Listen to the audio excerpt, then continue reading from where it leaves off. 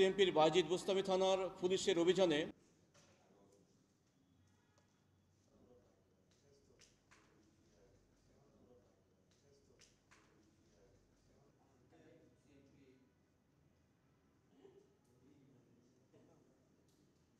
বাজিদ বুস্তামি থানার আমাদের